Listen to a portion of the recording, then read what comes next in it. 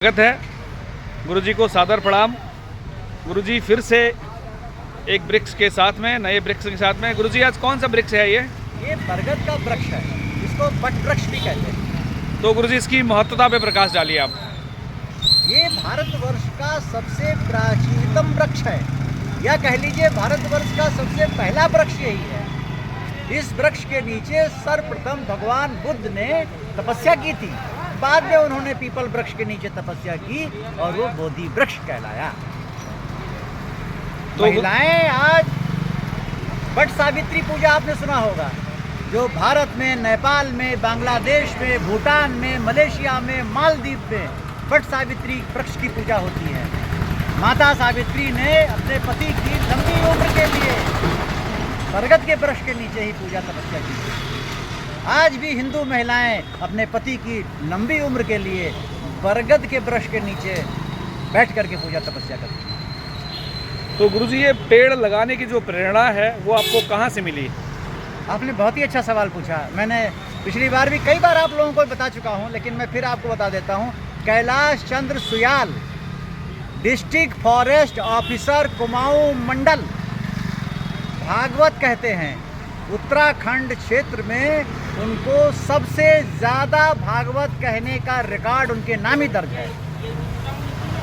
वो जब संबोधन कर रहे थे अपनी व्यासपीठ से, तब उन्होंने बताया, हम सब ने पढ़ रखा है जी, आपने पढ़ रखा होगा कन्याल साहब। जी जी जी। मातृदेव, पितृदेव, गुरुदेव, अतिथि देव, वृक्ष देव, जल देव, वायु देव, सूर्य देव, मित्र देव। उन्होंने इसमें एक और जोड़ दिया, मूर्ख देव।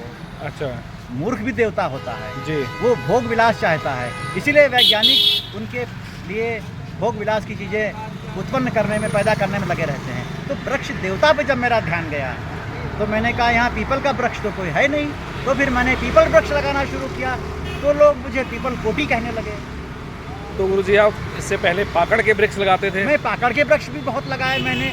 उसकी वजह सिर्फ ये, काठगोदाम तिराहे पर जी 1000 वर्ष पुराना, एक क्या 4000 वर्ष पुराने पाकड़ के वृक्ष काट दिए गए सड़क को चौड़ा करने के लिए। ये काठगोदाम तिराहे पे नारीबन पॉइंट एक जगह है, जी जी जी, स्टेट बैंक के कोने पे वो वृक्ष काट दिए गए। मुझे इतना दुख हुआ, मैंने प्रण किया, जिस तरीके से परशुराम ने इस पृथ्वी को क्षत्रिय विहीन कर दिया था, उसी तरीके से मैं इस पृथ्वी को पाकड़ के वृक्षों से भर दूंगा।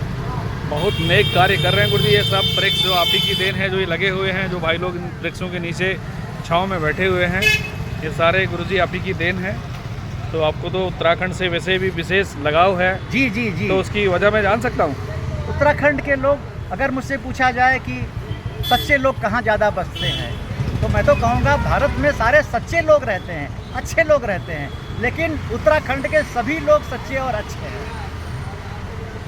तो गुरुजी अब क्या संदेश देना चाहेंगे? संदेश यही कि वृक्षों को काटे नहीं, वृक्षों को काटे नहीं और वृक्षों में पानी डालें।